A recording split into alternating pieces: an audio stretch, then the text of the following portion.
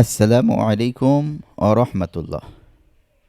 আজকে আল্লাহ তাআলা রব্বুল আলামিন হাজারো মাখলুক সৃষ্টির ভিতর থেকে একটি মাখলুক যার নাম হলো উট, এই উট সৃষ্টিজীবের আজকে আমরা তথ্য জানব।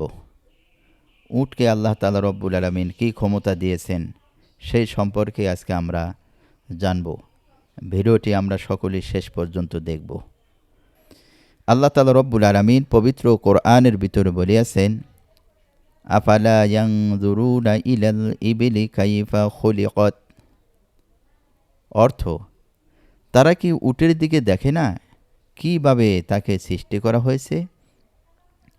উট নোনা পানি পান করতে পারে, এমনকি মৃত সাগরের পানিও এতে তার রক্তচাপ বাড়ে না। সুবহানাল্লাহি ওয়া বিহামদিহি। কারণ তার কিডনি পানিকে ফিল্টার করে যাতে সে তা তাজা পান করতে পারে। কাজেই তার কিডনি লবণ থেকে পানি আলাদা করে দেয়। সুবহানাল্লাহি ওয়া বিহামদিহি। উট কাঁটা খেতে পারে, এতে তার পাকস্থলী ও অন্ত্রের কোনো ক্ষতি হয় না, কারণ তার লালা অ্যাসিডের মতো যা কাঁটা গলিয়ে দেয়। সুবহানাল্লাহি ওয়া বিহামদিহি। পরে সে ওই কাটা রুটি ও আটার মতো খেয়ে ফেলে।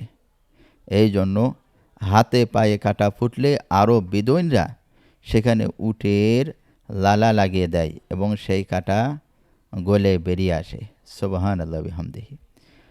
উটের চোখের পর্দা দুটি, একটি পাপড়ি পর্দা এবং অন্যটি মাংসের। এই জন্য মরুভূমির ধূলিকণার মধ্যে চলতে পারে এবং তার চোখের ক্ষতি হয় না, কারণ সে তখন স্বচ্ছ পাপড়ির পর্দা বন্ধ করে দেয়। উট তার দেহের তাপমাত্রা পরিবর্তন করতে পারে। বরফ ঢাকা জমিতে থাকলে সে তার তাপমাত্রা বাড়াতে পারে এবং উত্তপ্ত মরুভূমিতে থাকলে সে তার তাপমাত্রা কমাতে পারে। সুবহানাল্লাহ। দেখেন ভাই ও বোনেরা, আল্লাহ তাআলা রব্বুল আলামিন একটা উটকে কত সুন্দর ক্ষমতা দিয়েছেন।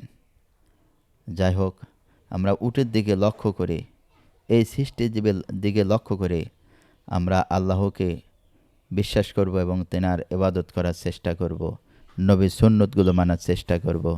সকলকে তৌফিক দান করুক আল্লাহুম্মা আমিন। আসসালামু আলাইকুম ওয়া রাহমাতুল্লাহি ওয়া বারাকাতুহু।